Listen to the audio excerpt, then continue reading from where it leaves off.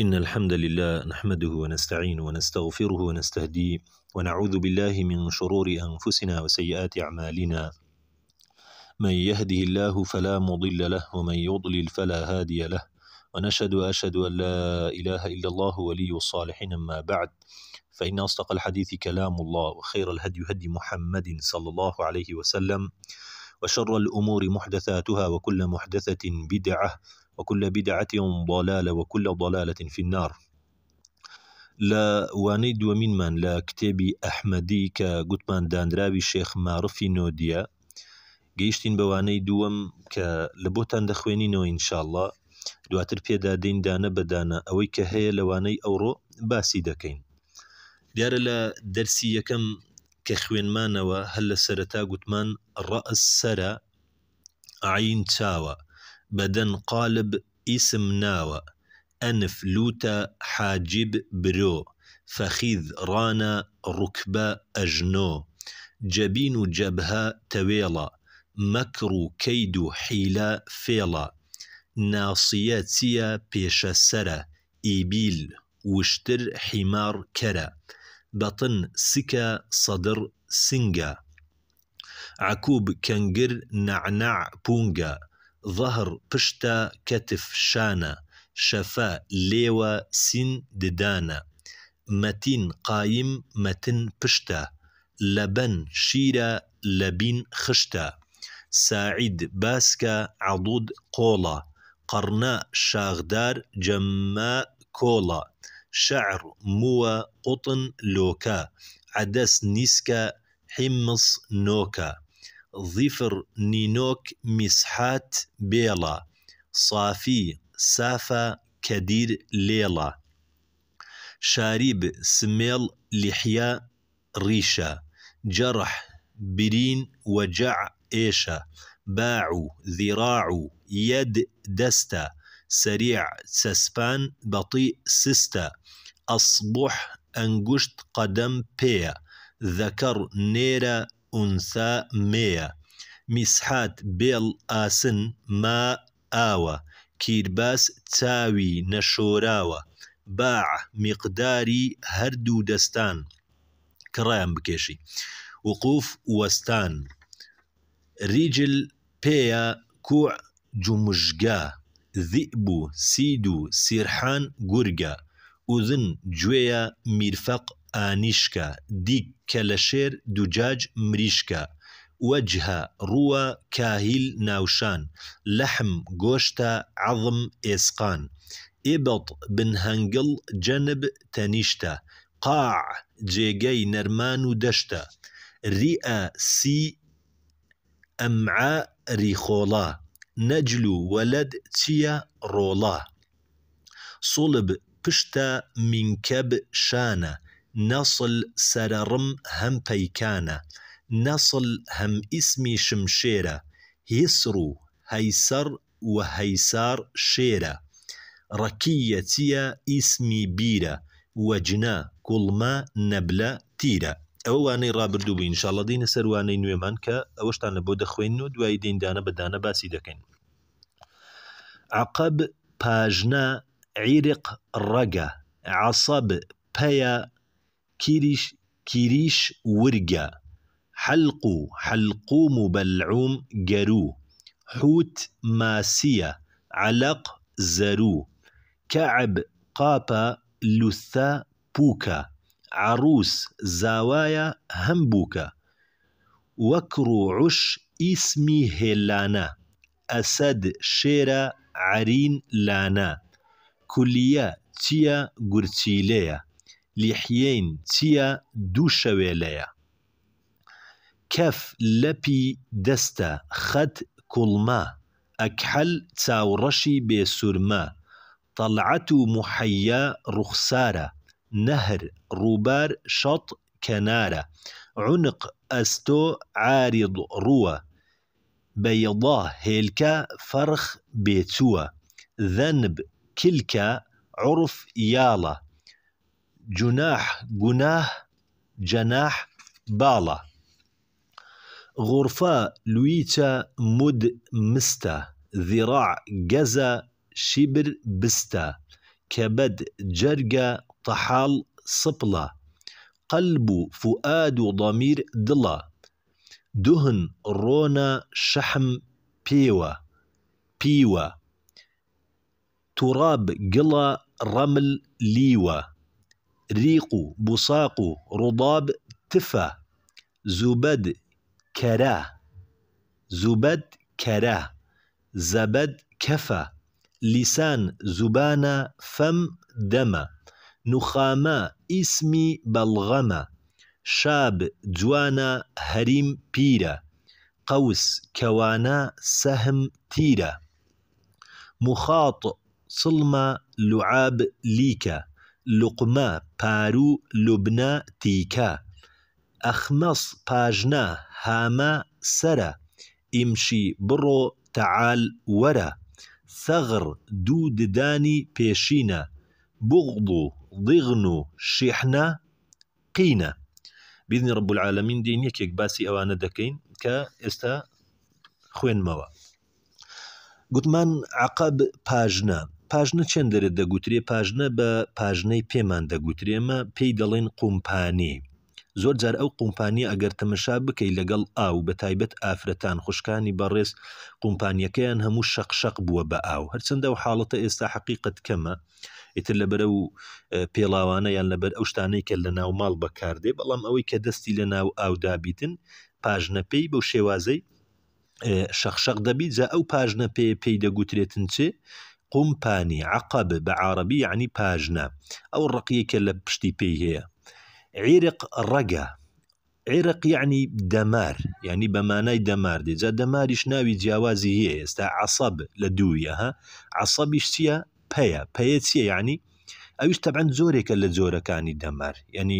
زۆرەکی کەمان هەیە لە جۆرەکانی دەمار ئەویش عەسەبی پێدەگوترێ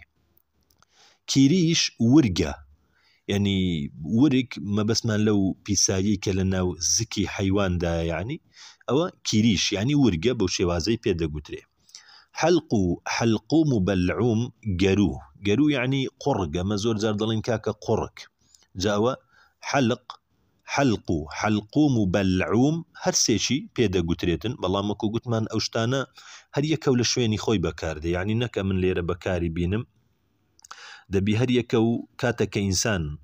ئاستی علمی بەرز بوو تێدەگا لە چێ پێی دەگوترێ حەلق لە چێ دەڵێ حەلقوم بەلعوم ئیتر ناوەکانی لە شوێنی خۆی بەکاردێنی حوت ماسیە تێگەیشتی حوت ماسیە لەوانەیە ئێمە حوت لە کنەخۆمان بەشتی زۆر گەورە دەڵێن یعنی تر حوت وەک دەڵێن ئەوەی کە زۆر گەورەیە یعنی ماسی سەمەک یعنی سەمەکەیان بەو شێوازەی کە پێی دەڵێن ڕەنگە دواییش بێتە پێشمان بەڵام دەڵێ حوت ماسیە ئەوجا ئاسانکاریە لە بۆ مێشتیت و تێگەیشتنە ئینشاءالله بەو شێوازەی بزانێ علق زەرو علق یعنی چێ یعنی زەرو چییە کرمە یعنی کرمەکە لە ناو ئاودایە ینی بە مرۆڤ دەنووسێتن یعنی کو بڵێ بە قالبی ئینسان وە دەنووسێتن عادەتە چییە تا تێر نەبیتن بەرنادا خین دەمژی وەکو ئەو پێشکە پیسانەیەکە دەڵی جوندی ئەمریکینە و بارەچیان لەسەر پشتێ یعنی هەرکە پێتوە دەدەن هەتا نەڕوا هەست پێ ناکەیتر جا ئەوانش ئێستا هەیە گەر متابعە بکەن لە زۆر شوێن وەکو عیلاج دایان نایە خەڵکەک دەچی لە بۆ نیو چاوانێ کرمەکەی لێ دەدا پڕی خیندەکە ئەو جا دایدەنێتەوە دانەچی کە پێوە دەکە ئەوە زەروی پێ دەڵێن لە کنەمە بەڵام بە عەرەبی علق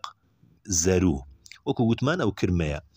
کەعب قاپە بە هەمان شێوە کەعب چییە قاپە یعنی پاژنە پێها نەک قاپی چێشت و ئەوانە نا یعنی پاژنە پێ لوسا پووک چییە یعنی پووک ئەوانەی ئەو دیوارەی کە ددانی لەسرە یعنی ئەمە پێی دەڵێن چێ پێی دەڵێن پودووی پێ دەڵێن ئەوە دەڵێ پووکە یعنی لوسا پووکە ددانەکان کە دیواری لەسرە ئەگەر تەمەشا بکەن بەو شێوازەی زمانتان لێ بدەن هەست پێ دەکەن ئینشاءالله عروس زاوایە هەم بووکە یعنی هەم بە بووک هەم بە زاوە دەگوترێت چێ عروس لەوانەیە ناوی دیکە و شتی دیکەشی هەبی بەڵام عروس هەردووچی دەگرتەوە وەکر و عوش ئیسمی هێلانە وەکر وعوش ئیسمی هێلانە طبعا وەکر وعوش یعنی هێلانە زیاتر هێلانەیە تو بڵێ یعنی جاروێ پەڕەسێلکەیە جاروەیە چێشکەیە کۆختیە یعنی ئەوانە هێلانەیان پێدەگوترێ يعني ئەوانە پێی دەگوترێ ئیسمی هێلانە، یعنی ناوی هێلانە، وەک ڕوعش هێلانەیە. ئەسەد شێرە، طبعاً سێ ناوی دیکەشمان باس کرد لە بۆ شێری لەوانەی ڕابردوو ئەگەر لە بیرتان بیتن، گوتمان ئەسەد ناوی شێر ناوی یەکجار زۆرە، بەڵام سێ ناومان باس کردیە، ئێستا ئەوە ناوی دەبتە چەند؟ چوارەمینمان لێرانە. ئەسەد شێرە. عەرین لانە. عەرین چیە؟ یعنی لانە. لانە یعنی چێ؟ ئێستا گوتمان وەک ڕوعش ئیسمی هێلانە، ئەسەد شێرە، عەرین لانە. عەرین یعنی شێر، ئەو ماڵەی کە هەیتی شێر ئەسەد، ئەو ماڵەی کە هەیتی پێی دەگوترێ عەرین، پێی ناگوترێ عوش، پێی ناگوترێ وەکر. چۆن ئێستا مەسەلەن ئینسانەکان پێیان لە چێ دەژین؟ لە بەیت یان لە خانوو دەژن، وایە لە خانوو دەژین. ئەوەش بە هەمان شێوە بە شێر دەگوترێتن، شوێنی شێر ئەو شوێنەی کە لێی دەمینێتەوە پێی دەگوترێت لانە. زۆر جار بە ماڵات و وڵاغیش دەڵێن کاکە لانەی وڵاغەکان، یا مەسەلەن جێی بەستانەوەی وڵاغ، یعنی زیاتر بە کەر و ئەسپ و ئەوانە لەوێن دەرێ دەکرێتن. بۆی ئەوە ئەو ماڵەی کە هەیتی پێی دەگوترێت چێ؟ گوتمان عەرین لانە. کولیە چییە؟ گورچیلەیە. گورچیلە دیارەکە هەمومان هەیتمان. لحیەین چییە؟ دوو شەوێلە، ئەوەشیان هەر دیارە ئینشاءڵڵا. کەف لەپی دەستە، یعنی ئەگەر تەمەشای کەف بکەن ناو لەپی دەستان، ئەوە کەفی پێدەگوترێ، یعنی ناو دەستان ئەوە کەفە، ئەوەی سەرێ ئەو چەرمە و پیستە کە وەری دەجێڕی، بەڵام ناوەکەی ئەوە گوتمان پێی دەگوتڵێ کەف، نەک کەهف. کەهف یعنی ئەشکەوت، کە سوورەتی کەهفمان هەیە، بەبەسمان لێرە کەف. ئەمە کەف زیاتر بەچ دەڵێن؟ یعنی شتێک کە کەف بکاتن، وەکو لە حەمام زۆر جار کەف دەکا، یا شیوەک دەکەی کەف دەکا، یعنی بە کوردیەکەی. بەڵام کەف لێرە چییە؟ لەپی دەستە. ئەمە دەڵێن کەف، بە فێ دەڵێن، بەڵام ئەوە بە فایە. کەف کەف. خەت کوڵما. خەت یعنی چێ؟ خەد نەک خەت. خەد کوڵما یعنی ڕوومەت. زۆر جار شاعیرەکان ئەوانە زۆر جار لە بۆ ئافرەت و شت ئەوانەی پێشتر بەکاریان هینایە، ئەڵڵا پەنامان بدە. ئەکحەل چاوڕەشی بێسوورمە، یعنی ئەکحەل جا بە کەسێک دەگوترێ ئەکحەل، یعنی کە بەبێ ئەوەی کە کل لە چاوی بکاتن، یعنی تر چاوەکانی هەر خۆی وایە. ها زۆر جار خەڵکەکەی بەبێ ئەوەی دەستکاری برۆی کردبی، یعنی پرسیاری لێ دەکەی دەستکاری کردێ، دەڵێن نە، یعنی شێوازەکەی وایە کە دەستکاری کرابی، یان کەسێک کە کلی لە چاوی نییە، بەڵام وا هەز دەکەی ئیتر چییە؟ کە کلی لە چاوی بیتن. زۆر باشە. طەلعەت و موحەیا ڕوخسارە. ڕوخسار یعنی دەم و چاو، بەڵام کاتێک کە خوردی دەکەیەوە گوتمان ئەنفلوتە، حاجی برۆیە، ئەوانەمان هەموو باس کردیە. فەم چییە؟ دەمە. خەت چییە؟ ئەوە ڕوومەتە، یعنی ئەو شتانەمان شاریب سمێڵە، لیحیە ڕیشە، تێگەیشتی؟ ئەوانەمان باس کردیە، بەڵام کاتێک بە عام دەڵێ چییە؟ گوتمان طەلعەت و موحەیا ڕوخسارە. ڕوخسار دەم و چاو بۆ شێوازە. نەهر ڕووبار. نەهر چییە؟ ڕووبار. کاتێک کە ڕووبارێک دەبینی، تەبعاً ڕووبار زۆر گەورە نییە، گچکەیە، یعنی ئاستەکەی ئەوەندە زۆر نییە بڵێ کاکە ئەو ڕووبارە ئاوەچی زۆر، نە، ئاوەچی کەمی پێدادێت. جار وایە کەمەچیش زۆرە، ئینسان ناتوانانی لە هەندێک شوێنی بپەڕتەوە یا بڕوا لێی دەرباز ببیتن، بەڵام ئەوە ڕووبارە، وەکو بەحر نییە، یعنی بەحر گەورەیە، ئەو سەر و ئەو سەری دیار نییە، بەڵام ڕووبار گچکەیە. ئیتر کانیش دیارە، یعنی عینیشی پێدەگوترێکانی لە شوێنەکە ئاو هەڵدەقۆڵێتن. گوتمان نەهر ڕووبار. شەط کەنارە. کەنار یعنی ڕۆخی دەریا، ئەوانەی کە ڕۆخی دەریایی هەیە زیاتر لەو وڵاتانەی کە بەحروشتی لێ، یعنی ئەو لمەی کە لێ خڕبوویتەوە، خەڵک زۆر جار دەستە سەر ئەو جێیانە کە بەشەکی زۆری بە جانبی خراپەیە. حقیقت خەڵکەکی مەش زۆر حەزی لەو شتانەیە، لەگەڵەوەی کە مانیعەت نییە شوێنە کچۆ لەو ئینسان سەردانی دەکا دەیبینی بە تایبەت کەنار دەریا شوێنێکی تایبەتە، بەڵام لە بۆ کەسی تایبەت، یعنی شاعیرەکان بەشەکیان لە جێت ئەوەی لە مرافقەکان خەریک بن شعر بنووسن و بیر بکەنەوە، ئەگەر لەوێن دەرێ بچنە دیار کەنارەکان دانیشن، بچنە دیار ئەو شەتە دابنیشن، دەستەڵات و قودرەت و گەورەی ڕەب العالەمین ببینن و ئەو ئاوە ببینن کە بە هیچ لایەکدا ناڕوە هەمووی پێکەوە خڕبوویتەوە. یعنی ئەگەر ڕووباری دیجلە و فراتان دیتبی زۆر جار کە ئاوی تێدا نامینێ، زروفەک تەمەشای وێنەکان دەکەی هەمان شوێن، سوبحان الله، خۆ لەگەڵ عەرزەکە ڕاستە، ئەو ئاوە کوو هەمووی لێرە پێکەوە خڕبوویتەوە، بۆ بەلایەکدا نەڕۆیشتیە، خۆ ڕاستە، یعنی مەعبەینەکەی ئەوەندە زۆر نییە کەچی ئەو هەموو ئاوەشی پێدا هاتیە. زۆر باشە. گوتمان نەهر ڕووبار شەط کەنارە، گوتمان کەنار دەریا. عنق ئەستۆ يعني گردن، عنق يعني ئەستۆ دەڵێ بەڵام يعني گردن. عارض ڕووە، ڕوو تازە لەوێ طلعت و محەیامان باس کە ڕوخسارە، ئێستاش ئەوە ڕووە. عارض چییە؟ ڕووە. بەیضا هێلکە، هێلکە دیارە مەسەلەنەوەی کە دەیبینین هێلکەی مریشک. فەرخ بێچووە، ئەوەی کە لە هێلکە هاتیتە دەرێ، یعنی پێی دەگوتڵێت چی؟ پێی دەگوترێ فەرخ، فەرخ بە پیتی خا، فەرخ بێچووە. ذەنب کلکە، یعنی کلچی مەڕبی بزمبی ئیتر ئەوەی کە کلچی هەیە، یعنی ئەوە پێی دەگوترێت چێ؟ ذەنب کلکە.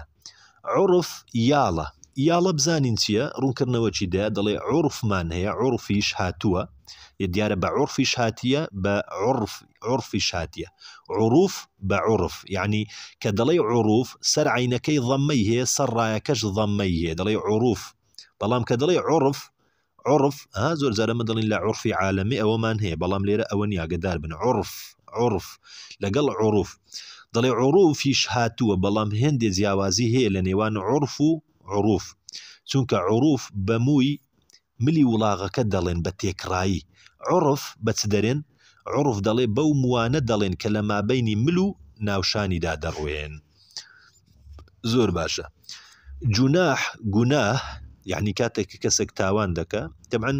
هەر گوناه لەوانەیە ئیثمیشی پێ بگوترێ، وایە؟ یان بە گوناهی گچکە ئیلا لەمەم کە لە قورئانێ هاتیە. لەمەم والله ئەعلەم بە گوناهی، یعنی گوناهە کە خەڵک پێی دەڵێ گچکە، حەقیقەت گوناهی گچکە و گەورە ڕەنگە ئینسان بەو شێوازەی بڵێ، یعنی گوناهی گەورەمان تاوانە گەورەکانمان هەیە، مەبەستم لەوەی تاوان بەکەم نەزانی ئینسان باشێت، چونکە مە بزانین بەرامبەر بەچێ بە تاوان دەکەین، ئەو کاتە تاوانەکەمان لەکن گەورە دەبی. تێگەیشتن برایان، یعنی کاتێک کە تاوانێک دەکەین، عسیانێک دەکەین، سەرپێچی ڕەب العالەمین دەکەین، ئەگەر شتەکەمان زانی بەرامبەر بە ئەڵڵایە سوبحانەه وتەعالا، ئیتر ترسەکەمان زیاترە. یعنی وەکو ئەوەی وایە ئەتوو مخالەفەک بکەی لە دائیرەک بەرامبەر فەرمانبەرێک، یعنی حکمت چییە؟ ئەگەر لە بۆ فەرمانبەرێک بچی، لەوانەیە ئاسان پێکتان بینن، لەوانەیە غرامەت بکەن، 2 ڕۆژ سزنت بکەن و پارەکت لێ بستینن. ئەی ئەگەر بچیە غورفەی وەزیری، وەزیر لەوێن دەرێ و بچی خۆت بە وەزیری دابدەی، ئەگەر نەشت کوژن لانی کەم 5-6 ساڵ سزنت دەکەن و لێدانەکی باش و غرامەکی باش شت دەکەن و منعی ئەو شوێنە شت دەکەن. ئەی ئەگەر سەرۆکی وڵات لەوێ بی، ئێوە حتمەن یعنی تاوانەکەت گەورەترە، کەچی هەمان تاوان بوو ئەو ڕۆژی یەکەم لە بەرامبەر فەرمانبەرێکی کردت، بەڵام ئێستا بەرامبەر سەرۆکی وڵاتت کردیە، کە بەرامبەر سەرۆکی وڵاتت کرد تەشبیه نەبی وەلیللاهی مەثەل الأعلا، و بەرامبەر ئەڵڵا سوبحانەه وتەعالا ئەو تاوانە گەورە بکەی، ئیترەوە حەقیقەت تاوانەکەت قورسترە لەسەرێت و ڕەنگە بگیرەی، ڕەنگە بکوژرەی، یعنی هەر لە حاڵەتی یەکەم تووشی ئەوە بیجا تاوانیش ئەو هات تێبگەنێت و بزانە بەرامبەر بە ئەڵڵا دەیکەی سوبحانەه وتەعالا. گوتمان جوناح گوناه، جەناح باڵە، باڵ یعنی باڵی باڵندا، یعنی باڵندا هات 2 باڵی هەیە کە دەفڕیتن، یعنی لێی دەدا. هەتا ئەبوو دەردا قسەی باش و خۆشی هەیە لەو مەسەلە، دەفەرمێ هیچ تەیرێک لە ئاسمان نەفڕیە ئیلا پێغەمبەر صلی الله عليه وسلم یعنی باڵی لێک نەدایە ئیلا زانیاریەکی لێ باس کردیە، مانای ئەوەیە ئیلا شتەکی لەسەر گوتیە، نەقسی تێدا نییە. پاشان غورفە لویچە، مود مستە. غورفە چییە؟ لویچە. ئەدی مود چییە؟ یعنی مستە. مست یعنی چێ؟ یعنی مشتێک. مشتێک تقریبا، یعنی دەڵێن مشتێک ئەمە چی پێ دەڵێن بەدەستی خۆمان کەشت هەڵدەگرین، تقریبا 750 غرام مشتێکە، والله أعلم 750 غرام مشتێکە. ذراع گەزە، شیبر بستە. ذراع چییە؟ ذراع دەرێن 1 گەز، شیبر چییە؟ 1 بستە. 1 بست طبعا لە 52 دەست پێ دەکا، کاتێککە بستت لێک دەکەیەوە، کاتی خۆی زیاتر لەو خەڵکانەی کە کەلەیانەیان دەکرد بستانەی هەبوو، ئەو حاڵەتانە زۆر دەکرا. کەبەد جەرگە، جەرگ دیارە، یعنی طەحاڵ سپڵە. سپڵە چییە؟ یعنی فاتە ڕەشا. طەحاڵ سپڵە وتمان یعنی فاتە ڕەشا. قەلب و فوئاد و ضەمیر دڵە. قەلبی پێ دەگوترێ، فوئادی پێ دەگوترێ، ضەمیریشی ضەمیر یعنی چێ؟ دڵە. دڵی ئینسانی ئەمە دەڵێن دڵ. قەلب یعنی ئەمە قەلب زۆر جار لە بۆ چ بەکاردێنین؟ دەرێن قالبی دێشیتن، خۆ قالب یعنی سێمە بەسمان لە دڵی نییە بە کوردی بەڵام قەلب بە عەرەبی یعنی دڵ ئەمە بە بەدەنی دڵین ئەگەر دەستی بێشی دڵین قالبی دێشی تێگەیشتم برام فؤاد قەلب و فؤاد و ضەمیر چییە دڵە دوهن ڕۆنە ئەو ڕۆنەی کە مەسەلەن هەیە پێی دەڵێن دوهن یعنی زۆر جار لە ڕوونگۆڕەکان نووسرایە گەر متابعی بکەن دوهن نووسرایە شەحم پیوە یعنی چییە یعنی بەزە بەس ئەو بەزەی کە لە حەیوان هەیە بەو شێوازە توراب گڵە یا ئەبە توراب ئەی باوچی گڵ کە پێغەمبەر صلی الله عليه وسلم بە ئیمامی عەلی فەرموو توراب یعنی چێ یعنی گڵ ڕەمل لیوە لیو یعنی چێ تەبەن وەکو گوتمان ئەوانە فارسیان زۆر بەسەردا زاڵ بووە یعنی لیوە یعنی لمە لم ئەو لمەی کە هەیە ئەمە پێی دەڵێن لم ئەوە یعنی سێ ڕەملی پێدەگوترێ ریق و بوساق و ڕوضاب تفە یعنی تف ئەو تفەی کە خەڵک دەیهاوێتن پێی دەگوترێ ریق و بوساق و ڕوضاب هەر سێ ناوی هەیە بەڵام گوتمان لە شوێن و جێگای خۆی بەکاردێتێن زوبەد کەرە نەک زوبەت کەربی ها یعنی زوبەت کەرە هەیە ئەوەی کە دەخورێتن تەرەڕۆنی پێدەگوترێن تەرەڕۆن بە بادینی پێی دەگوترێ والله ئەعلەم نڤی شک شتێکی وای پێ دەڵێن یعنی بەو شێوازە وتمان زوبەد کەرە زەبەد کەفە زەبەد ها لەو دیوی کەفمان هەبوو معنایەکی دیکەی هەبوو ئەگەر لە بیرتانبی کە باسمان کرد بەڵام لێرە زەبەتمان هەیە پێی دەگوترێ کەرە کەف لەو دیوی گوتمان چ بوو کاکە کەف لە پی دەستمان بوو بەڵام لێرە زەبەد کەفە یعنی کاتە کەفە شیوەکەت لێ دەنەی کەف دەکە خۆت دەشۆی لە حەمام کەف دەکە ئیتر ئەو کەفانەی کە هەیە زۆر جار بەحرەکان دەریاکان یا کەف یا ئەو حاڵەتەی دێتە سەرێ تێگەیشتن ئەوە پێی دەگوترێت چێ زەبەت زوبەت ئەگەر زایەکە ضەمەی هەبیتن ئەو واوە گچکۆکەی هەبی یعنی زوبەت ئەوە کەرەیە تەرەڕۆنە ئەگەر زەبەت زایەکە فەتحەی هەبی ئەوە کەفە تێگەیشتن کاکە لیسان زوبان دیارە فەم دەمە یعنی کە دەڵێن فەم دەمە ئەگەدار بن یعنی هەمووی دەگرتەوە ئیترەت و ئەو دوولێوەت دەگرتەوە یعنی زمانت دەگرتەوە هەمووی پێکەوە فەم دەمە بەڵام ئەگەر وردی شیکەینەوە دانە بەدانە هەر یەکە و ناوی خۆی هەیە نوخامە ئیسمی بەڵغەمە یعنی ناوی چییە نوخامە بەڵغەمە ئێستا مە فێر بووین ریق و بوساق و ڕوضاب تفە زانیشمان نوخامە بەڵغەمە هاتمشا ئەو تێکەڵکردنەی کە لەبەر وەزنی شعرەکەی خۆی کوشتەکانی تێکەڵ کردیا و کابرایە بەس وەزنی شعرەکەی تێک نەچی نوخامە ئیسمی بەڵغەمە حقیقت لەسەر ئەو مەسەلە ڕەنگە زۆر شتێکی خۆش نەبی ئینسان لەسەری ڕابوەستی بەڵام خەڵکەکیشمان هەیە بە تەبیعەت زۆر پیسە یعنی زۆر جار دەچی لە بۆ قەضای حاجەت لە مزگەوتە لە ماڵە لە شوێنە دەچی لە مرافقەکە کابرا بەڵغەمەکی ڕوو کردیە بە 6 مەسیناوان ناڕوە ئێبا بە بۆ وا دەکەی لە جادە ڕوو دەکە هەر ئاور دەداتەوە حساب ناکە ئەخرەوە کاشیە کاکە لەسەری ناڕوە ئەخر ڕەنگەکەی وەکو گلۆب دیارە ئەخر بۆ وا دەکەی کاکە هەموو فەرخە چێشکە فڕە دەدەی ئەخر کەسێک نەعلەت لە بۆ خۆت و ینی داک و بابیشت جاروێ دەنێری ینی ئینسان هەندێک جار دەڵی کو نەعلەت لە داک و بابم دەکرێت بە سەبەبی ئەولادی یعنی پێغەمبەر نافەرمێ مەبنە سەبەبی نەعلەتکردن لە داک و بابتان ئێت و دەبیە سەبەبی کاکە لە ڕێگایەک دەچی میز و پیسایی دەکەی کە خەڵک پێدا دەڕوە شەرم ناکە تێگەیشی لەسەر جادەکی ڕئیسی لە بندارێک لە ژێر سێبەرێک لەسەر کانیەک بۆ کاکە بڕۆ شوێنە قیچە قۆڵیکە بیشارەوە یعنی خۆ گوڵ و ڕێحانەمان لۆ ناکەی کاکە بیشارەوە خەڵک بۆ نەعلەتت لێ بکە بۆ لەسەر ئەو پیسیە بۆ دەسێ مرافقەک ئاوەکە جوان ناگریەوە بۆ دەست و قاچ جوان ناشۆی بۆ ئەو هەموو ئاوە سەرف دەکەی بۆ پشتە خۆت سەیرەک ناکەی خاوێنی کێوە یعنی زۆر ئینسانەیە سەیر ناکە پشتە خۆی دار و دیواری نێشتێ دێتە دەرێ ئیتر مەجموعەکیش هەیە کە دادەنیشی حقیقت ئەوە دەستی لە ناو کەپویتی دەرەی عەلەمە یعنی بڕۆ دوایە بڕۆ سواقی دایە ئەو منتیقە ئەوە خەریکی کەپویتی و بە دیواری هەردەسوی هەندێکی کەوەکی ئەوروپای فێر بووە ئەو مرافقانەی غەربیانەی لە بۆ پێیا بۆ دادەنیشی جغارەی دەخوا و نێرگەلەی دەخوا و شەربەتی دەخوا ئەو لە مرافقیشە یعنی نازانم سبحان الله قدیم هەر جغارە بوو پێمان پیس بوو ئێستا ئەوەش نەما ئێستا عالەم شەربەتیش دەخواتەوە هەندێکی لۆ دروست نییە کوربابەت و ئەی هاوار لە مرافقی ئیجالو هەر مرافقەکەی ناینە دیوەخانەکەی 4-5 قلان دروستکەی بە جەماعەت دابنیشن ئێکو دەبی بابە ئێوە شوێنە پیسە شوێنی شەیتانەکانە و زوو لێ هەڵبێ. اللهم إني أعوذ بك من الخبث والخبائث. آخرەت و خەبائیث و پیسیەکان ئەگە لە شەیتانەکانیش نەبی خۆ لە خۆت دەیبینی، لە قەلبی خۆت فڕی دەدەی. ئێستا لە بنت هەموو پیساییە، يعني تبعاتەکی سەیرە حقیقت جا ئینسان وریابی یان ئەو هەموو تف و پیسیە کە ڕوودەکە ئێخاوێنی کۆ کاکە خۆ خەڵک خزمەتکاری تو نییە بێ بەڵغەم و پیسی تو خاوێن کاتەوە.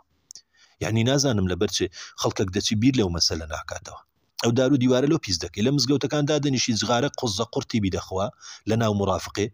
ئەو دەرکەی هەموو کون کردیە ئێبا بە بۆ وا دەکەی ئێجیهازێک دانێن کاکە بابەس دەرکەکە تەسوورکە ئەوەی وای کرد غرامەکی باشی بکەن تەی هەڵدەن دو سێشەقان ئێکو دەبی کاکە دەچێ مرافقی کابرا ئیتر لەبەر بۆنجغارەی نازانی نە بۆنجغارەی بکەی نە بۆنی پیسای عالەم. یعنی تۆزێک سەیرە خەڵکەک ینی فکر ناکا لەو مەسەلە پشتە خۆی شوێنی خۆی خاوێن کاتەوە. حقیقت سیفەتێکی زۆر خراپە لەناو ئەو قەومەی مەدا هەیە. یعنی ئەوەی ئەمن کە دەبینم لە مزگەوتەکان زۆر شوێنی شێ بەڵێ موسیڕن کابرا تەماشا دەکات دەڵوەرە خاوێن کۆ شوێنی خۆت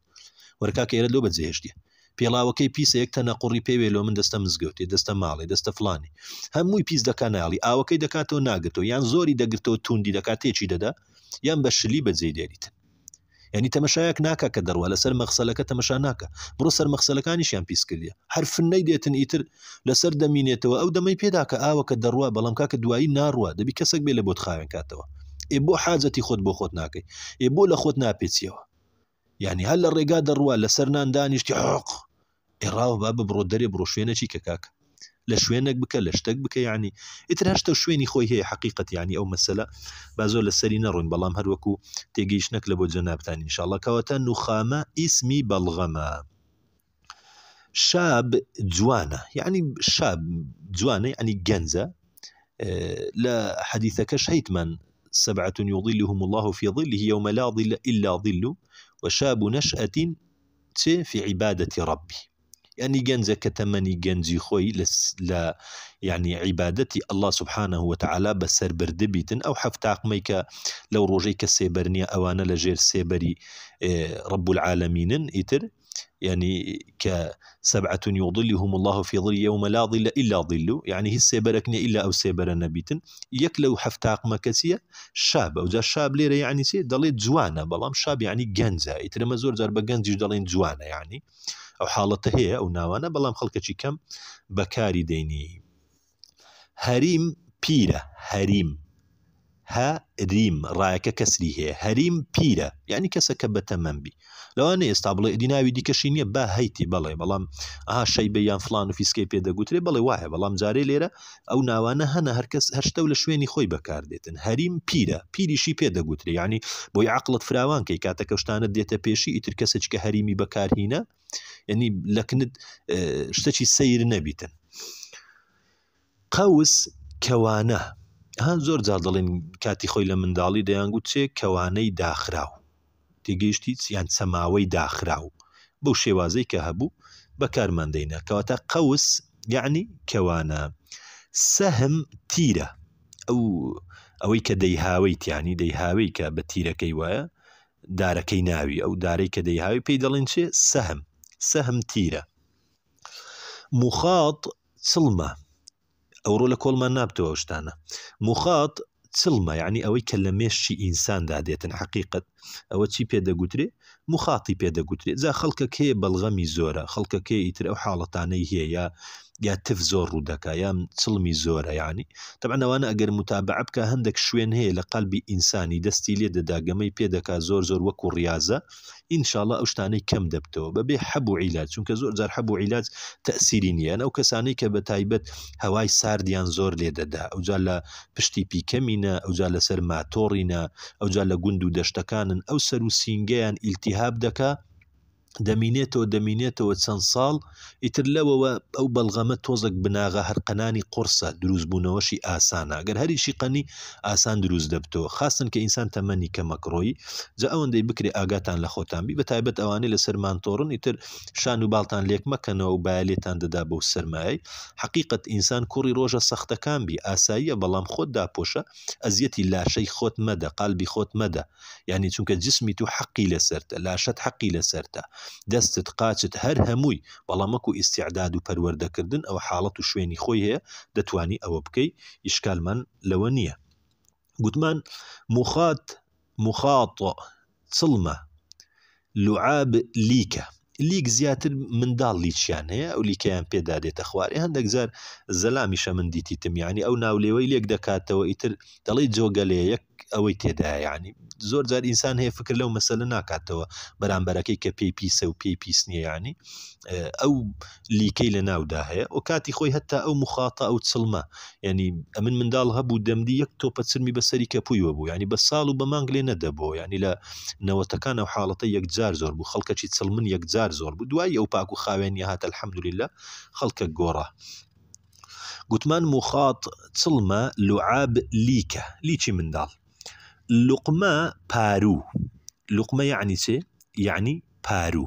ئەمە زۆر جار بە لوقمە دەڵێن ینی لوقمەکەم بدێ ینی بە حسابی خۆمان شتێکی کەم داوا دەکەین بەڵام لوقمە وەکو ئەوەی وایە تو لە فەک داوا بکەی ئەوە پێی دەگوترێت لوقمە تێگەیشتن کاکە کاتێک داوای شتێکی گەورە دەکەی سەمونەک یان لە فەک حاڵەتێک لەوانە دەکەی ئەوە پێی دەگوترێت لوقمە یعنی پارو ئەمە پاروی پێ دەڵێن بەڵام پارو لە کنەمە گچکێ ها پاروی گەورە ئەو پاروەی ئەگەر لە بیرتان بیتن لە کاتی خۆی کە دەچوینە سەربانەکان ڕادەوەستان دەیان گوتمە لا بانگ دەدا پارەکی گەورەمان دەکرد و چاوەڕێ بووین بانگدا ڕەمەزانان ڕۆژوەکەمان کە بە ڕۆژوش نەبووین تازە پێڕادەگەیشتین و منداڵ بووین دەمانشکان ڕۆژوەکە زۆر باشە گوتمان لوقمە پارو لوبنە تیکە یعنی تیک ئەوەی کە بەدەمت ڕای دەچی ها پارووەکەت گرتیە بەدەمت چەند ڕای دەچێشی دەی خۆی ئەوە پێی دەگوترێت لوبنە تیکە ها تیکەکم دێ تیکەچی تێکە تیکەچی بخۆیان ها تیکە نانەچی بخۆ تیکە ینی پاروە نانەچێ مە دەڵێن پاروە ها دیسانیشەکە تێک دەدەینەوە پارو لوقمە ینی لوقمە چی بخۆ وەرە نانەکەی بخۆ کاکە لوبنە چی بخۆ ینی وەرە تیکەچی بخۆ نەمانگوتی تر لی داکوتەوەکو قاوڵتی زۆر باشە ئەخمەس پاژنە ئەو باسمان کرد هامە سەرە هامە چییە سەرە ئیمشی بڕۆ تعال وەرە ئیمشی ینی بڕۆ تعال وەرە ئێرجع ینی بگەڕێەوە زۆر باشە ثەغر دوو ددانی پێشینە ثەغر ئەو دوو ددانەی پێشی کە ئەوانەی کە دەرسی تەجویدیان خینبی زیاتر الثەنایە العولیا ئەو دوودانەی پێش پێیان دەگوترێ ئەثەنایە جالێرە دەڵێ ثەغر کە گوتت ثەغر یعنی دوو ددانی پێشینەوە الثەنایە عولیاشی پێ دەگوترێتن طبعا هەر دانە و لەوانەی کە هەیە ئەو دوودانەی پێشەوە گوتمان الثەنایە العولیا ینی دوو ددان لە خوارە دوو لە سەرێ ئەوە الثەنایە عولیا و سوفلامان هەیە ئەوەی سەرێ الثەنایە العولیا ئەوەی خوارێ الثەنایە السوفلایە کۆتایی ددانەکانی سوار دانمان هەیە دوو لە سەرێ دوو لە خوارێ ئەوانیش کۆتایەکان نەواجدی پێدەگوترێ ئەوجا ڕوباعیاتمان هەیە عقل ددانەکان یعنی ئەو حاڵەتانەمان هەیە کە باس کرایە پێشتر گوتمان ثەغر دوو ددانی پێشینە بغض و ضیغن و شیحنە یعنی چێ یعنی قینە یعنی بغض یعنی بەغەین و پیتی ضاد بغض و ضیغن و شیحنە قینە قین لە دەڵێ لە نوسخەی خەتدا شەحنە نووسراوە یعنی قین یعنی ڕق یعنی ئینسان ڕقەکی دڵی هەبیتن بەڵام حاڵەتەکی کەشمان هەیە یعنی ئێستا الغەیض ئێستا بغض ضیغن شیحنە گوتمان چیە قینە یعنی ڕقی دڵ بەڵام الغەیض یعنی تووڕە طبعا هەندێک شت کە باز دەکەم لە نێو کتابەکە دانیە وەکو معلومەی خۆم کە هەمە ئینشاءڵڵا لە بۆ جەنابتان وەکو ئەمانەتی علمی ئەوەی کە بزانم ئینشاءڵڵا زانیاری زۆرتان پێ بگەینم لە باسەکە الغەیض یعنی چی یعنی تووڕە غەیض ئێستا ئەو سێ وشەمان باس کرد بغض و ضیغن و شیحنە ئەوە قینە یعنی ڕقە یعنی ڕقی دڵە ئەو شتەکە هەیە تێگەیشتە ڕقی قەلبە یعنی بەڵام الغەیض یعنی چی یعنی تووڕە ئەدی الغەیض یعنی کەم الغەیض بە پیتی الضا ئەو کەسانەی کە جێ دەگرن ئینشاءڵڵا هەر کەسەکە فەقێیە کەسێکی سادەیە هەر کەسەکە جێگرت ئینشاءڵڵا بۆی ئاسان فێر بن لە نوێژدا دەڵێن چێ وەلا ضا ئەوە پیتی ضادە زمانتان نابی بێتە دەرێ زمانتان نابی پێشەی زمانتان لە بن ددانتان بدەن دەبی پشتی زمانتان بەرزکەن ئەوجا هەردوو لا تەنیشتی بێخنە ناو ددانەکانتان ددانەکانی سەرەوە بەرزیکەنەوە لە بۆ سەرێ زەختی لێ بکەن سەوتەکە لۆ سەرێ وەلاو بە حەستەم زمانت دێوێ بە پێشەکەی بکەوی بەڵام هەوڵدە پێ نەکەویتن ئەوە پیتی ضادە لە نوێژی هەموو ڕۆژ دەیخینەوە بڵێن الضالين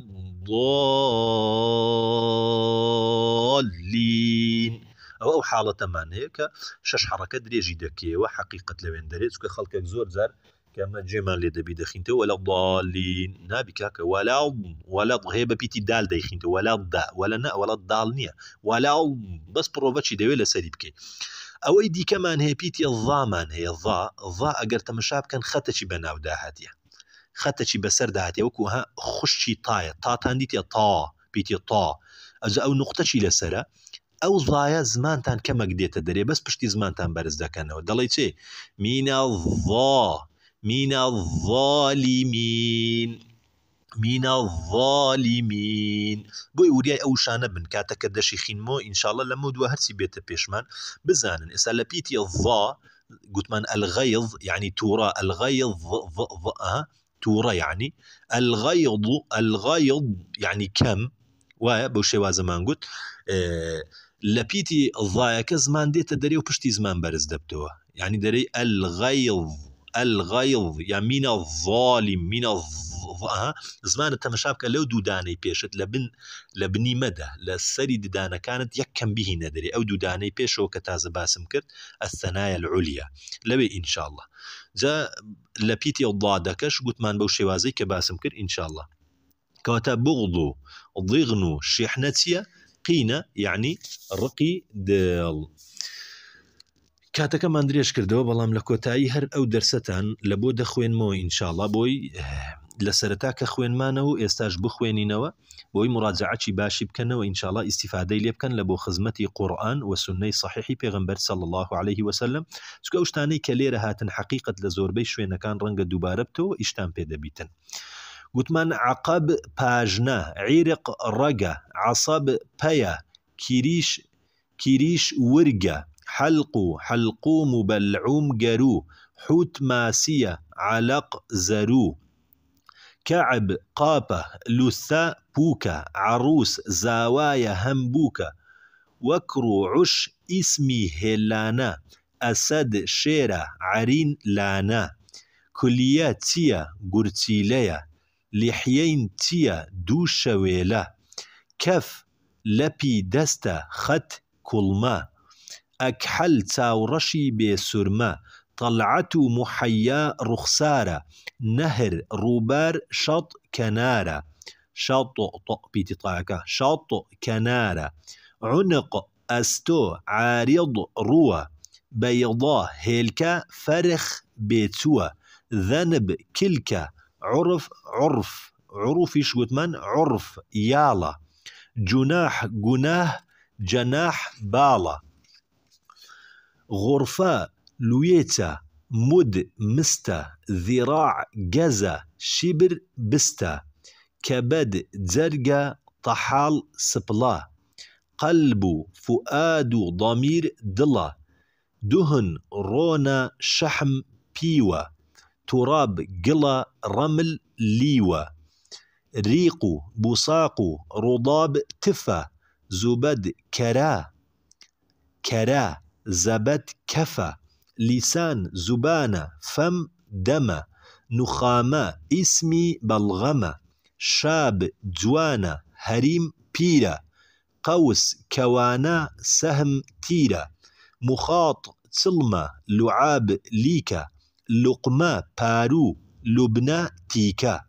أخمص باجنا هاما سرا امشي برو تعال ورا ثغر دود داني بيشينا بغضو ضغنو شحنا قينا لێرە دێنە کۆتاییوانەی ئەو ڕۆمان ئینشاءڵڵا هەوڵدەن چەند جارێک گوێ لێ بگرنەوە و ئەگەر پێشتان کرا ئەو شتانەی کە پێویست بوو بینووسنەوە بەسەری دابرنەوە بإذن رب العالمین ئیستیفادەی باش و چاچی لێ دەکەن گردنیشمان ئازاکەن لە هەڵە و کەم و کوڕیەک بمانبورن ئینشاءڵڵا دەی ڕەحمەتی ئەڵڵاتان لێبی لە دوعای خەیرتان بێ بەشمان مەکەن سبحانك اللهم وبحمدك نشهد أن لا إله إلا أنت نستغفرك ونتوب إليك